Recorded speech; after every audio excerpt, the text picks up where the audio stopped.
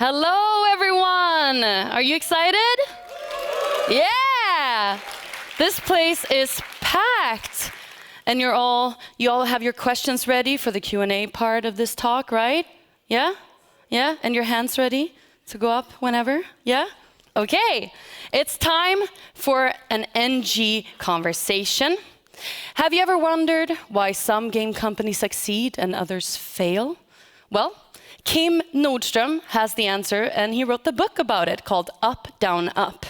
He's been in gaming since he was a teenager, but now as an adult, he's the CEO of PlayerUnknown Production.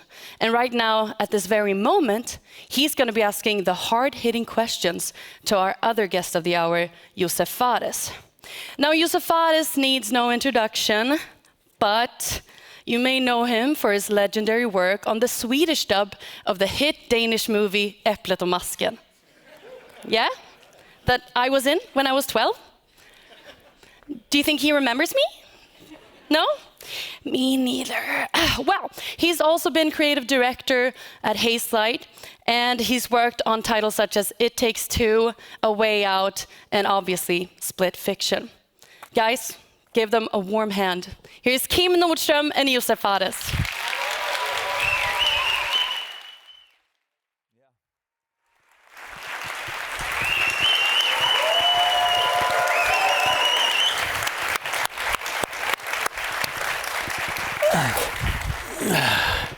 All right. Yeah, let's do it. Good to be here. Yeah, it's a good energy in the... I say so. Yeah, in the audience. It's pretty awesome. I like it. I like energy. Okay. Do we bring it down or do we bring it up? No. And energy should always be up. Let's go it's up. One of the most important things in video game development. Keep the energy and passion there. The a lot of people talk about passion, but you should come to Hazelight and see what passion is all about. We literally climb on the tables, you know. I haven't been in your studio. I need to drop by. Please come by. Finally we have a great offices. I mean, we started 10 years ago. It's been a very rough ride, but it's been a very successful ride now. So now we can actually afford to have really great offices. I want to hear about the rough ride. Yeah, please. All right, let me take an opportunity. So I'm here because I wrote this book that was just introed very well. That's why I'm here sitting with you, because I spent time with more than 150 people interviewing for the book. So I learned a bit about understanding what it takes to run a studio, be the creative guy, and all of that. Yeah. So I'm going to ask you some interesting questions here. Please, but I want to start from the beginning. So we met, I think it was like 2008, 2009 in Karlshamn. Yes. Yeah. And one of the best to me gaming schools, SOF. Yes. You're like, that's good. Yeah. And you're the movie guy who showed up, like, I want to make games. And I think we're like, dude, it's like this, you made movies. Sure, that's great. But this is different. Yeah. And now, fast forward 15 years, here we are. It did pretty well, huh? Yeah, I did pretty well. I have to say to Karlshamn that was the beginning of my career, pretty much. Yeah. Without Karlshamn, I wouldn't have been here, to be honest. Do we have Sten Selander in the audience? Where is Sten? Stand up. My man, Sten, stand up. Come on. Actually, give it up for Sten. Yeah, I'm going to explain, Sten, nice to see you. I'm going to explain why, actually, Sten, you're the reason, actually, why I'm here today, I would say, because you were the one that brought the idea of, like, me testing to do a demo with a couple of students that summer, and I was so excited. So I remember going to my hotel room that night, coming up with the brothers' concept, how it starts and how it ends, and also Jens from Starbreeze, Jens Andersson. He's amazing. He was also like a big part of it, helping me together to do this demo. And without that, I think I would not have been here today, because that was the start of my career. So big thanks to Sten and Jens, actually, for that. And to Karlshamn, which was a very cozy city, actually. It was pretty fun. All right. But it was a long, then, I did another demo, and then we went to Starbreeze, and it was a big hassle. But like you say, it's interesting what you say. Like, there was a lot of, questions towards me in the beginning, like, can you do this? And you're a movie guy. But I was one of them. Yeah. I remember meeting you, seeing the movies, and it's like you were talking about this game, and I was like, sure, we'll see about that, right? But I didn't take any offense because I knew, that was going to be good. And that's the thing. It's like you seem to be so damn confident, and actually, that for me, that's a bit fishy. It's like everything you seem to do seems to work, which makes it even more fishy. So it's like, so I want to explore a bit, the vulnerable side of you. Like, but let's try to do it. The journey here. Because, let me just give an explanation. A lot of people, you hear this, I'm going to say this short, but you hear a lot of artists saying, everybody is scared, and I don't know what to do, and this sucked, and this. And maybe some of them feel that, but I think a lot of people take that as a persona and just try to adapt it. I think you just have to accept that there's a difference between being dependent on your surroundings and having knowledge. What I mean by that, if you're too dependent of opinion around you, it will affect what your vision is about. But if you have the knowledge that you have an audience, have opinions that make sense, follow them instead. It doesn't mean that you don't give a shit about anyone. It just means that you follow your vision. And if you do that, if you really do that, then you will actually do great games, I believe. And is this something you learned from making movies, or have you always been like this? My confidence has always been there. I don't know why. So if I would call your wife and family ask, it's like, have you always been like this? Yeah. Are you like this at home as well? Yeah. Right. It's all, I don't know where it's from, but probably some, related to some background trauma of some kind that I did this, but there is an extreme confidence in what I do. With that said, doesn't mean that there's not a huge amount of work, a huge amount of questioning. What is this? Why is this? So there's the same amount of work, the same amount of struggle, the same amount of but it's just like, I don't doubt what we do. You know what I mean? I just realized that there's works that needs to be done to make it the best that it can be, And yes, I haven't done anything that haven't become successful, actually. I can't, but there's no way I'm gonna get what they say, big head, the stories once in, because I don't even believe in this shit, to be honest. So I have a chapter in the book. One of the most common reasons for company to fail from a leadership perspective is hubris. People think they're so damn good at what they do. But here's the difference. There's a difference between hubris and knowing that you're really fucking good. See? And let me tell you why. Because when you have hubris, you believe in. That's why I say I don't even believe in this. You believe in your idea. I always say the first sign that you're losing it, that you should stop doing what you're doing, is that you start believing. Especially if you're high up, like a director or whatever. If you start to believe in your own idea and your own title, then you're fucked. Because that's when you lose it. Because then you start losing the contact in what you're trying to do. So that's the first sign, But for me, life is playful. I love this. I think I love being with my team. I love the way we have it. I just love what we do. And that would never. So the word hybris doesn't even exist in my head. Maybe this is a kind of hybris. This is next level hybris. Exactly. I don't know.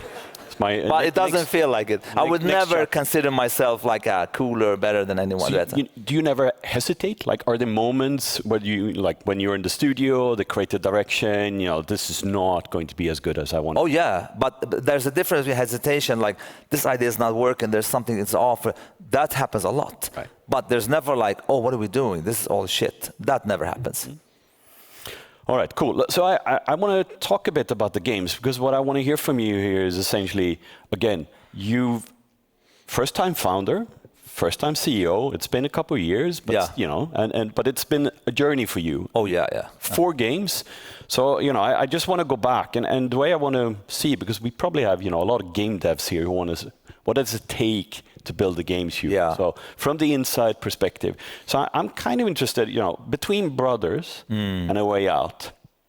Because Brothers was, small game, published by Starbreeze, and A Way Out was your own company, your own setup, EA. Yes.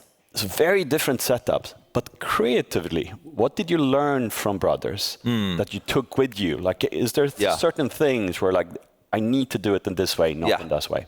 So Brothers was a huge learning thing. Because the first thing was, as you say, there was a lot of, because you have to understand, when I came in with Brothers, I really wanted to, I mean, you all know here, like you have a core mechanic and then you use that and blah, blah, blah. And I really wanted to change that and like make a different mechanic for every situation. And that was a very, a lot of pushback from the team. But again, I didn't take it as something, I always said like, why not? And nobody gave me a logical answer. So there was a lot of like arguing back and forward of like, people saying you can't do games like this and that. But again, I didn't take any offense. I was like, I didn't get the right answer. So we did Brothers the way I wanted it to be, but I had to cut half of the game because what I learned obviously is, having an idea and implementing it is two different things, So we realized that the vision was way too big, but it turned out really well anyway. I mean, obviously Brothers is very successful today, but it was a lot of also learning. I mean, every detail in game development pretty much from beginning to end. Like there's a difference between being a hardcore gamer and then making games. Mm-hmm. And at that time, obviously, we didn't have the same tools as today, so it was even harder at that time. And what I brought with me, not only did I brought everything I've learned from a creative perspective, but also pretty much the whole team from Brothers. Because at that time, when I was at Brothers, I think 90% of that team followed me to Hazelight. And I think even 50 or 60% of them are still with me at Hazelight, which is super cool. So a lot of the original Brothers team are at Hazelight today. And you're, I haven't played Brothers, but I played all the other ones with my kids. Big fans, by the way. The whole couch co-op, I just need to get this out of the way because I wanted to ask you because I want to know. Yeah. Like why? Like why is this so important for you? Where is it coming from? I know the backstory of your brothers, but like you. It's simple. It all started with just me and a friend trying to find a game that wasn't just a drop-in, drop-out. I'm not against it. It's just that we need to play something together that had a story we could experience together. And just to get things straight, some people look at Hazelight and say we brought back couch co-op, which in a sense we did, but we made our own thing. Because A Way Out was of its kind the first designed, written, directed specifically as a couch co-op only. So there was a lot of pushback again, like should we do single player, blah, blah, blah. But again, no. Trusting the vision, following that. I mean, obviously now with the faucet in hand, what they say, it has been a huge success. But again, it's all about following your core vision and sticking with it and not get away from it. Well, you also build up an expertise. I think of it as like an operational muscle. Everyone on the team know what to do because they understand the core of what types of games you do. So everyone knows that, right? Yeah. So I assume the next game will also be it's going to be very interesting. But yes, look, there's no denying that we have become, like best in the world at what we do, to be honest, like, as a couch co-op kings, and of course, it will always be part of our DNA. But again, in the future, you never know. Again, my passion is for video games. And if we happen to do something else, single player, whatever, it's going to be the Hazelight way, with a different approach of how we do things, Because there's so much from a creative perspective to be discovered in video games. And I just want Hazelight to be part of it. And that's what I'm so proud of, actually being part of the video game industry. How insane is it? Like, for me, you have to understand, it was the first moment I had where I had that goosebump, where I felt like, oh my God, was when a couple of months ago, Neil Druckmann asked me to have a quote in the latest Last of Us collection. And I was like, what the fuck, man? I played your games and I loved it, and now I'm here, So it just felt like a big moment for me. The first time, actually, I felt like, wow, that's cool. And still no hubris? No. I'm extremely thankful. Right. Extremely thankful to be part of this industry. Look, I'm cocky, I'm this, and I'm very loud, but every day I'm extremely thankful for my team, for this industry, because I truly love video games. I have always been. That is my focus, and that is going to be solely my focus. Like, my hope is to be part of pushing video games forward. That's what I love to be part of, and that's why I believe Hazelight is already being part of.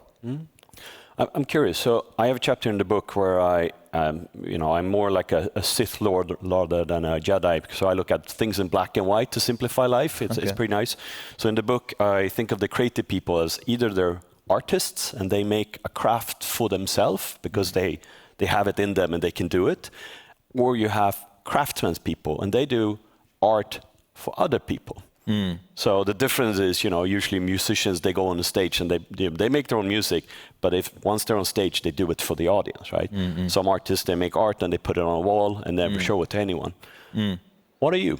Well, to be honest, my perspective of art, I think art is not art if it's not. I mean, every decision you take has to do with an audience. Then if it's 1 or 1 billion, it doesn't matter. Even if you are the audience, there has to be... Vad fan heter det på engelska nu? Kör på svenska. Ja, men du vet, jag vet inte fan. Jag blir, my English is not the best sometimes. But there has to be a spectator for it to happen. Yeah. You know what I mean? But for us at Hazelight, I think it's about creating... I think if you look at from my history backwards, it's been like both the movies and the games has reaching a lot of people, but that doesn't mean that we create games that needs to be reached out to so many people. When we started couch co-op games, I can tell you the numbers that EA had was extremely low. I mean, we had a 100% deal from them. They wouldn't give us 100%. They know we're going to sell. So I mean, but I keep saying this that we make sure that people understand what we are trying to do at this. When we do our user testers, we don't tell the audience what you think, what should we change. Instead, we make sure that they understand what we're doing. You know the difference here. Either you ask the audience, what do you want to do? What do you want us to change? Or you say, we're going to make you understand what we're trying to do. See what I mean? Yeah. So this is actually one of my questions. Like, how do you interact with the audience while you make a game? Because a lot of studios is extremely driven by the feedback and trying to tailor the experience to to make them as engaged as possible. No, we don't do that. We don't do that. No. And again, some games, but that's not for us because we want to make sure that this is the game we're doing. So. Okay, a bad example. Let's say you drive a car and the audience says, I want to drive a bike. We're not going to change it. All right, you sure, you get a bike. No, we're going to say, no. We're going to make you understand why this is really nice to drive a car. And then they try again. They're like, no, I want a bike. I'm like, no. You're going to understand why it's nice to drive a car. And then again and again, they're like, oh, fuck, it's so nice to drive a car. And then I say, I told you so. See, that's the difference. So it's always like adapting. So it's our vision that's important. We're not going to change it just because they say it. Would that mean, it doesn't mean that we don't care about the audience. We love our audience because that's how our games, but that's what, at the end of it, we do them for. But we trust in what we do. You see the difference here? How do you practically do it? Do you bring in 8 people, in mid-development and you talk to them, or do you do online? How does it practically we always have a thing at Hazelight. It's just become like that. The first year development, I would say, we take in kind of friends and families. I mean, obviously you don't get the honest opinions, but you still get a feel of what's going on, like the understanding, and then we start having regular people from outside that test, and then there's just us filling applications and we film them. I think it's your typical kind of testing. And how do you do? Do you adamantly read? Are you staying up at night, reading the feedback and the surveys, watching the videos? You read and you hear what they say, and it's often, like they say, what they say is not what they mean, and stuff like that. And some stuff we know we're not done with, and we can feel, is the pacing working? And there's so many details. It just comes naturally because. But again, we never change because they want it to be something else, So it's not. We don't have a community type of game, which I think, if you are, obviously you work differently. But for us, we have a finished product that we release when it's time. So actually, I'm curious. What does a day look for you? Because you're the creative director, you're also the CEO. Yeah, precis. And then you have Oskar, who's the operational guy. Yeah, but he takes care of everything pretty much. So what do you do? It's you wake up and you go to work and you have a coffee. What's a typical day for you? I'm living my perfect life because I can only focus on the creative stuff. I would say Hazelight would pretty much implode without Oskar because obviously operations is super important. So I'm only focusing on the creative aspect of it. So my job is pretty much, I think 80% of it is feedback to the team, preparing for the future, upcoming projects, and then some meetings here and there. I'm not a big fan of meetings. I try to eliminate them as much as possible. I'm more kind of like, okay, let's do this, let's do that. So all my job is like, okay, I can go into a meeting sometime like, okay, what have you guys been talking about for 1 hour? They're like this. I'm like, okay, let's do this. Okay, but goodbye, I'm done. You know, like it's just I want to like be effective. My time is kind of limited, you know. But at the end of the day, I love seeing when we start to create these cool, really prototypes and ideas, and you see it come together, and it's so lovely, man. How much time do you spend actually playing your game once it gets to a point where it's playable? Do you hours every day playing it? Yeah, you play them a lot. I mean, you play them a lot, all the time, pretty much throughout the whole period. That's why when we release a game, I really can't play it until it's gone a couple of years, because you're so tired of it. Right. Because you played the shit out of it, pretty much. Yeah. But the good thing with the Hazelight games, there's so much, variety in gameplay. So I can just imagine if we would do like a game with a one core mechanic, that would be really hard, I think, for a 3-year development. With the book, I had a long conversation with Tim Schafer. Like I felt like a childhood dream to talk to that guy and asked him 2 hours about the creative process. And it was pretty clear, like, it's my vision, I decide, we're going this direction, everyone's with me.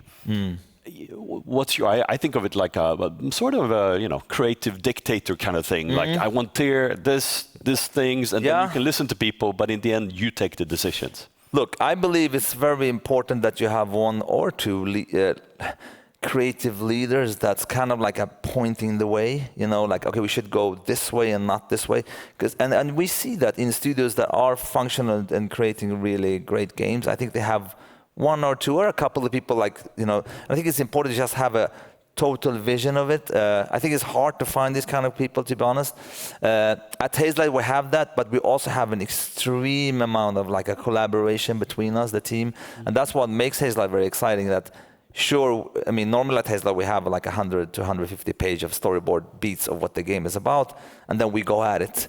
But it's always gonna be me saying, kind of yes and no, like, yeah, this is the right way, this is not the right way, but I think we find a good way of how to do it. I mean, we find a very good collaborative with this extremely creative environment that I'm super proud of. It's also the beauty when you make a similar type of game, everyone understands. Yeah, and it's like for every funny game you say do that. it faster and better. Yes, and everyone knows. Yes, and the game we're doing now after Split Fiction, I remember sitting in one of the meetings, because we have a meetings where I sit and feedback to the team and everything. And I was like, fuck, there's so many times I'm like, oh, this is it, that's perfect, Then before where it was like, maybe it's not really there, maybe it's not, It's like we're understanding more and more how we do games at Hazelight. Like I often say at Hazelight, we fuck shit up without fucking up. And that is just not something I say for fun. There's an actual thing to it, because we fuck shit up. I mean that in a creative way, there's no limitation.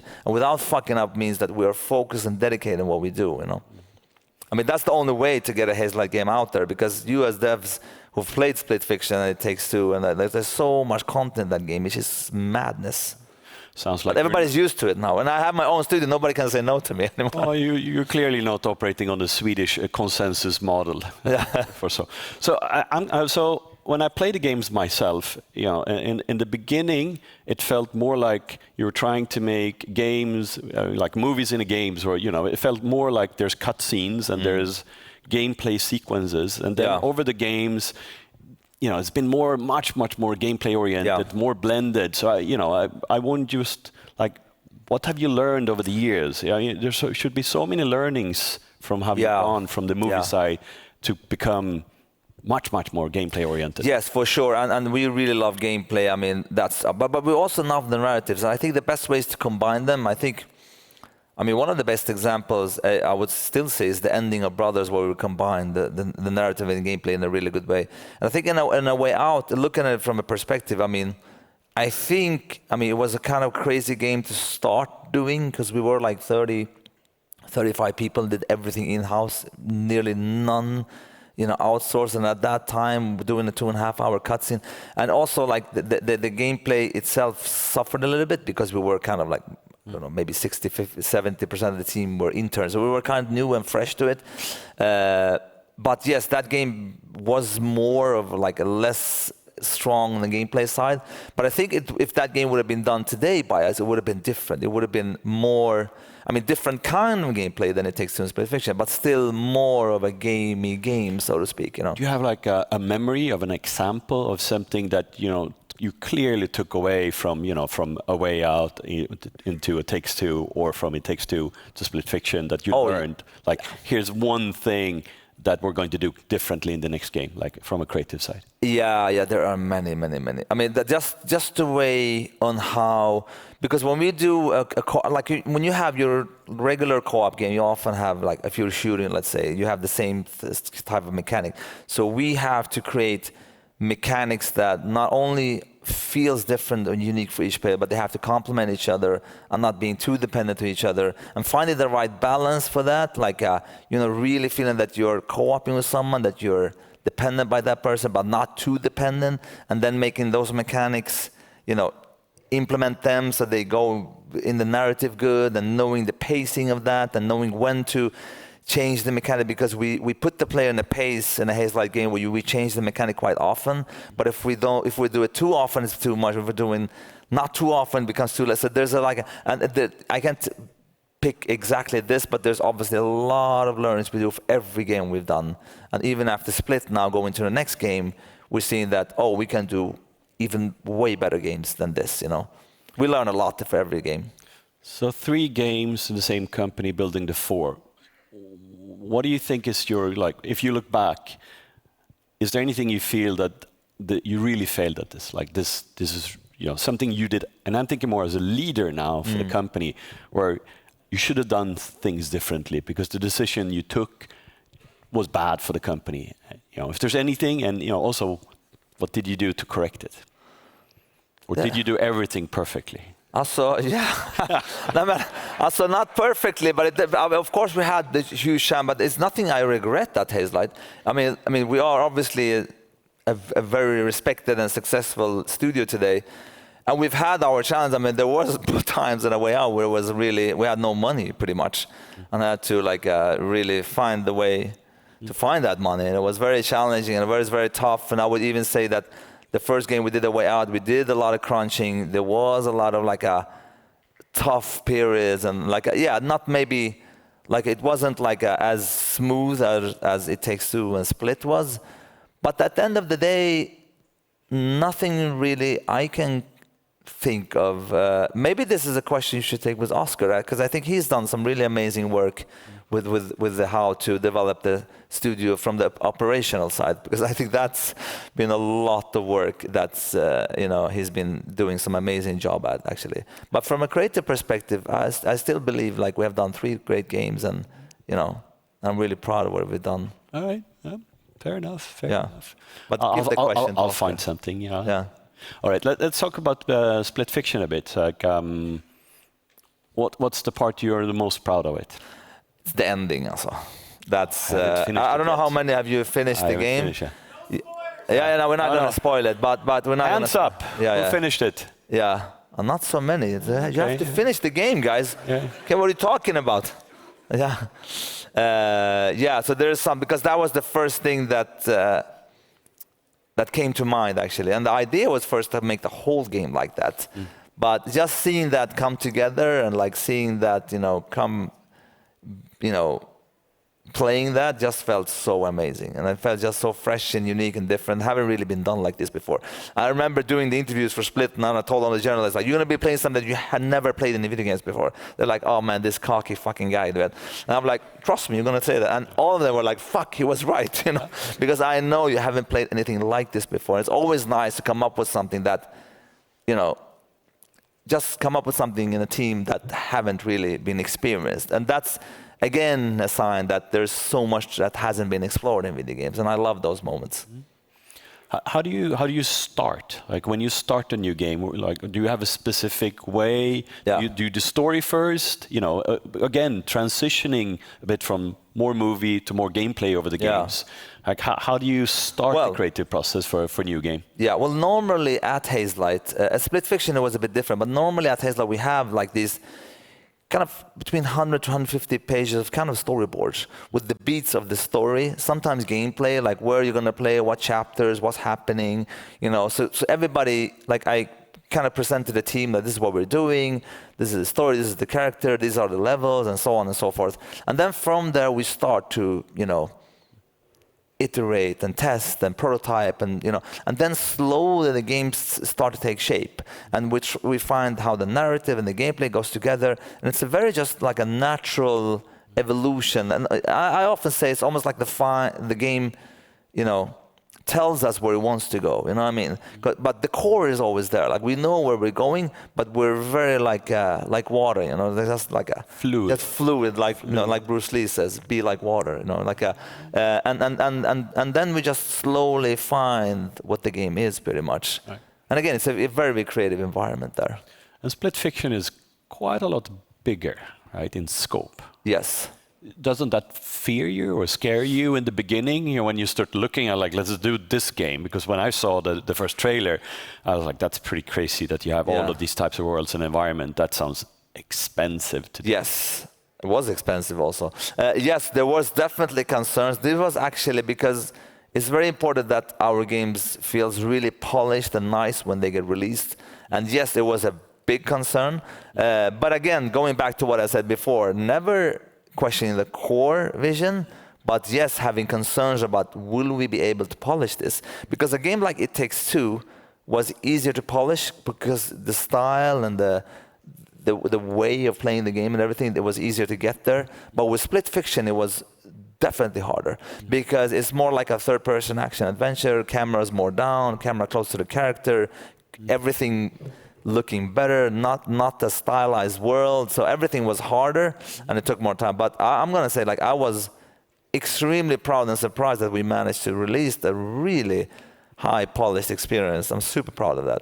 And I assume it took longer to make? 3.5 years in total, yeah. And the previous games, how long? Previous was 3, right. but almost 4. But I want to count the first half year. But yeah, 3.5 years. But normally, I think around 3 years is a good time for us. Otherwise, you get tired of the game. Like it's too much. Maybe 3.5 something, but it gets boring. I don't understand people who work on games for 10 years. That doesn't make sense. Classically, things when you set expectation bar higher and higher for every game. Yeah. Is the next game then? It's gonna kick ass. So it's going to be so good. I'm not surprised you said that. Yeah. It's going to be so good. Confidence level is I know it. I think I was more after scope. Like, is it going to be?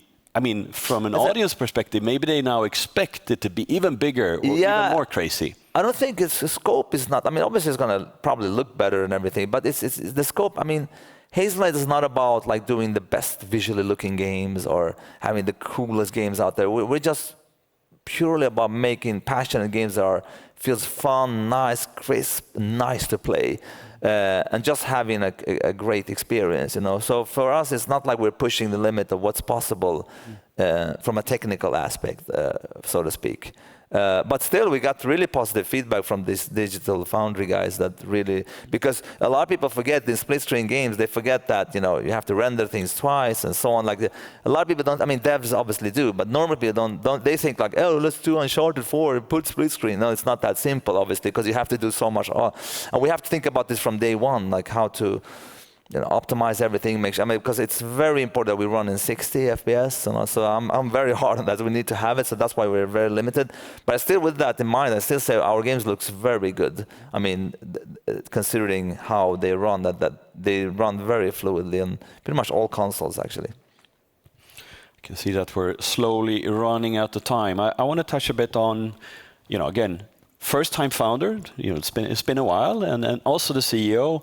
As a leader, you have 80, 100 employees. How big is the company? 83, I think. Yeah. But we're not going to grow so much more. I think maybe 10 more people. That's it. Yeah. Our office is nice. I think it's good because everybody knows each other's name and everything. I like it. Yeah. Have you evolved as a leader? For people. Again, you're responsible for all these employees. Yeah. Of course. I mean, I just like my work, man. It's so fun to be there, and I never reflect so much what I've evolved in. Obviously, we've become a more mature company, like a... All right, I'm going to ask Oskar. Yeah, I think Oskar is the better hearing. way. But for me, I think I'm crazy. I'm just as crazy as I always have been from the beginning. Right. But in a good way. You know? In a good way. Okay, so if you would go back, this is a classic question, right? Yeah. To brothers, like what would you do differently, knowing what you know now? I mean, considering that brothers became so successful, I don't see what I would change. Of course, you would say that. No, but I mean, I'm extremely proud of brothers. There was one thing. I wish I had more time to make the whole game because I had to cut like 3 chapters. Right. So I wish I had more, like a year extra, to make the full vision of what the game was about. Because there was a lot of ideas that had to be scrapped. But and there was actually they did the remaster. I wasn't really involved in it, but I was thinking like, should I put in more? But we couldn't because we were in the middle of Split Fiction and other stuff. So that would have been really cool. Well, maybe it's coming. Which one? Brother, maybe you'll do it someday. No. Okay. There's so much other stuff coming on. I'm so excited because there's like it's kind of boring in the video game because you can't really talk about what you're doing next. But I wish I could talk here and tell you what the plan is in the future. Go ahead. Yeah, I wish I could. You know. I don't think they mind. Yeah, no, I don't think so too. But it's just that it's going to be interesting when follow the future of Hazelight and see where we're going. And I think there's going to be a lot of excitement there. All right. So also wanted to touch a completely different topic. I mean, the industry is a bit of a rough spot for a couple of years. Yeah. You know, and you're in a pretty good spot. Do you have any recommendations to up and coming young studios? People want to run the company. What should they do? You know, what's your recommendation to people out there right now? Yeah, it's obviously very rough now when I hear a lot of like great studios shutting down. That's always very sad, obviously. Hopefully it's gonna like stabilize. Hopefully it's just a period of, you know, that's, I don't know if it's the corona effect or whatever it was, you know. But I think the advice I could do, it's gonna sound very like silly in a sense, but if you truly realize it, if you truly follow your vision and try to find something that you really love and try to find your unique tone and try to find your thing. You know, I see a lot of games sometimes and, you know, they're very close to other games and I just try to push it. Just try to throw your first and second idea, go to your third or fourth or fifth or something. You know, just try to push the boundaries of what's possible and just try to accept the fact that there are so much stuff in the video game industry that we haven't discovered yet and try to discover that. And I think if you get there, you will become a very successful studio and trust in your own instincts. Confidence, right? Confidence, and don't believe in the idea that every artist needs to think that their game sucks every other week. I know you've heard a lot of artists say this, but I truly think that's not for everybody. It really is not. There is a different kind of artist out there. Just don't believe that persona, so to speak. Because you know what I mean, right? You hear everybody says that. And even they say, like, the people that don't have that are lying. But I can tell you here, no, it's not a lie. It's an actual fact. And again, there's a difference between questioning, you know, trying different stuff. Is this wrong? Is this right? That's a different thing. That's not thinking that you're awful and bad, you know? Yeah. All right. Out of time, final question. I need to do this. This is just a pet peeve of mine. But does any of your games have any Easter eggs? Oof, a lot. They're full of Easter eggs. I had no idea. Yeah. Do you have a favorite one? Like, is there one that people might not have found that they should be aware of? So we did one in Split Fiction now I really like. And it was a specific challenge where we did, actually, it's hidden in, it's out there, but it's hidden in a kind of late in the game. And if you're in an elevator, if you find the code, you go down. There's a challenge that is super hard. I don't think any one of you here will fix it because it's really takes like hours and hours. And once you do that, you see a video of me talking and like congratulating the people. And those people who did it first, there was a couple of Chinese guys. We're gonna invite them to this to fly them down and let them see their next game. So it's kind of like a cool Easter egg where you actually get to be flying to the Hazelight. So that's a special Easter egg. But cool. If you find it, it's called Laser Hells. You can find it on YouTube, but try it yourself. It looks easy when you look at it, but when you play it, it's fucking hard. Nice. Give it up for Josef.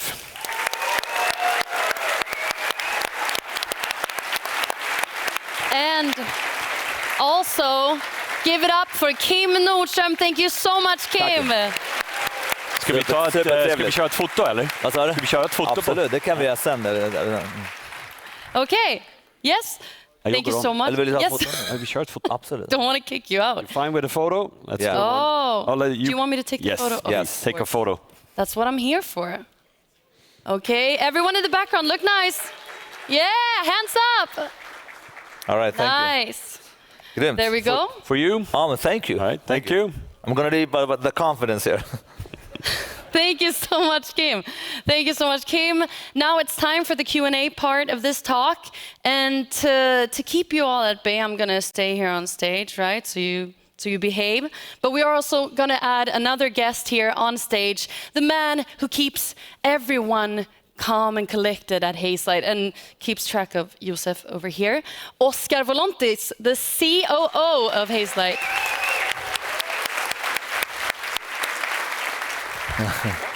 Yeah. There we go. Welcome, Oskar. How are you feeling? Thank you, I'm good. Yeah, do they seem nice? So You far? seem quite nice. Yeah, we'll I'm see confident. about that. Yeah. We'll see about that. So, questions. Do we have a system? No, we have the mic over there.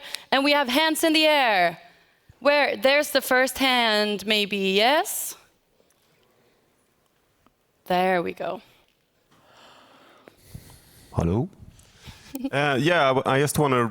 My name is Felix. I want to roll back to the very beginning when you talked about hubris, and you said that if you believe in your game, then you're fucked. Basically, I don't understand what you mean by it. No, not believe in your game.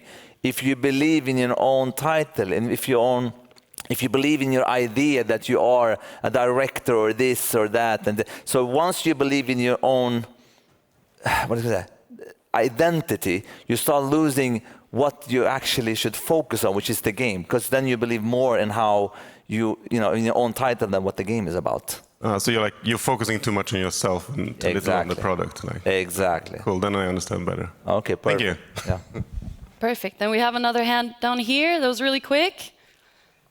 If you can, keep your hands in the air, and then we'll find you ASAP. There we go. I have a very important question. Who's your go-to to play split fiction with? Both of you. Oskar, what do you say? You've played split fiction with everyone in the studio in some case, so I don't know if you dare pick a favorite. Yeah, you mean go-to in the team? Yes. Yeah, I played with everyone pretty much. But I would still say, like, we have a producer guy. He's fun to, you know. He's kind of like we have a very special, vad heter det? Jargong. Vad fan heter det? Jargon. It's a lot of fun, yeah. But it's obviously you don't know him, so it's going to be hard to talk about it. Yeah. I guess it's going to be interesting to see how you interact with different people. Yeah. And Oskar, who's your favorite to play? Your son. My son, we've played split fiction a few times, yeah. And Joseph as well, because you're on edge. Yeah, exactly. You don't let me fail, that's for sure. Yeah, you hear when you fail and when you play with me. Yeah. Okay, we have the next one ready. Hi, Josef. Where do you find your creative inspiration to do your games? Not necessarily from other games you've played, but where does this inspiration come from to build your stories and for the next game? It's hard to say where the exact inspiration comes from. It's actually could be a game you play or a movie you've seen or just a feeling you have. It's really hard to say. So it just comes up, you know. There's not a specific. It's just being open to to life, I guess.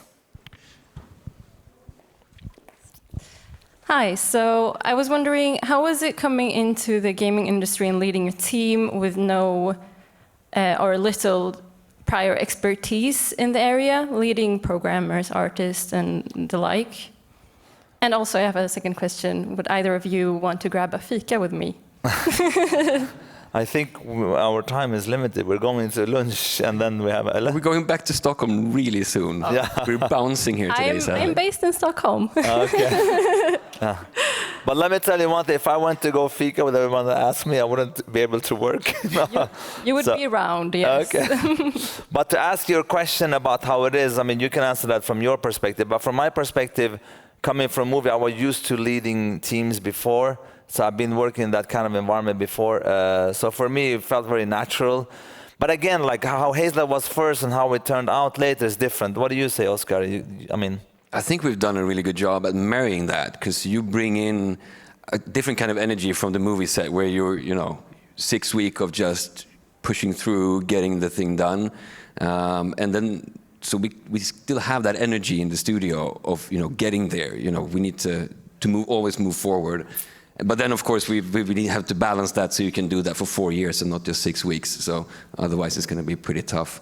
But I think having that goal of just we need to get to the next thing and not just get stuck in something for too long, because it can feel that 4 or 5 years or something is an eternity, but it goes by really, really fast. And then you find yourself being just, we were only halfway through and we only got a year left. So I think that's been really key for us to marry these two ways of working. Thank you so much. And then we have down here in the front, so we can go over to this part of the audience. You want to ask questions too? Yeah? At least one? Do you need the mic or? Yeah. Thank you for truly making amazing games. You said finding money is hard, but even with an established name, how do you find money with no name? Did I say find? Yeah, exactly.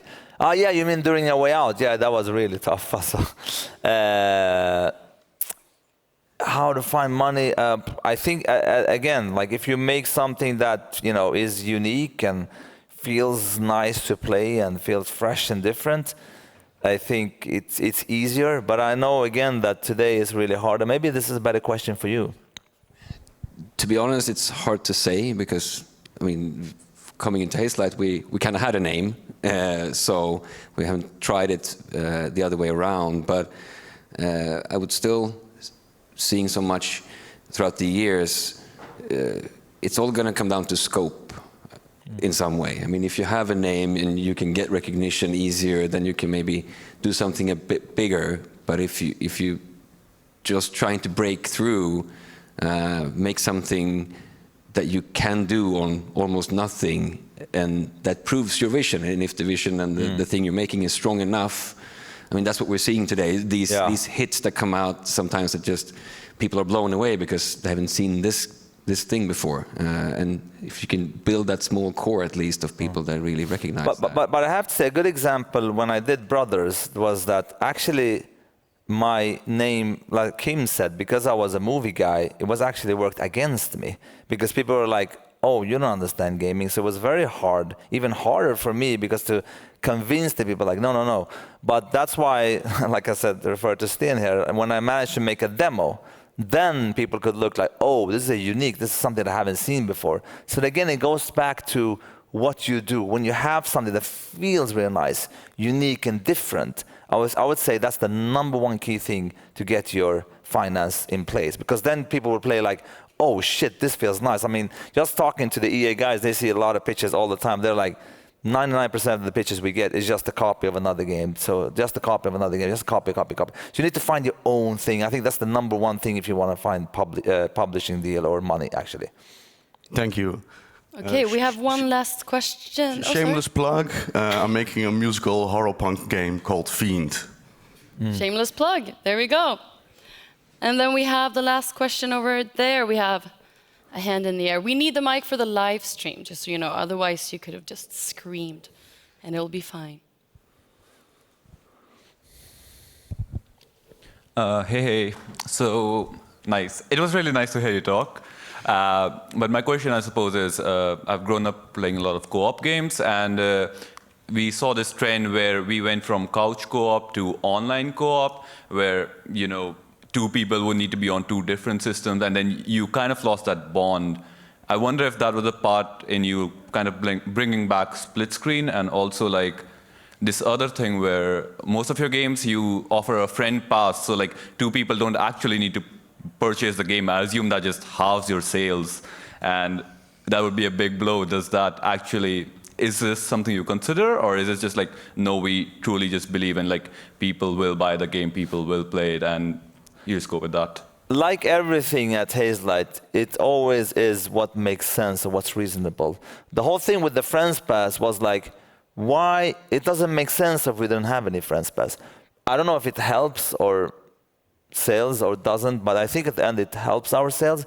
But the thing is, like, if you look at, if you have a game that you can play in couch and you're 2 people and you pay for 1 game, why should you pay more if you play online? Doesn't make sense.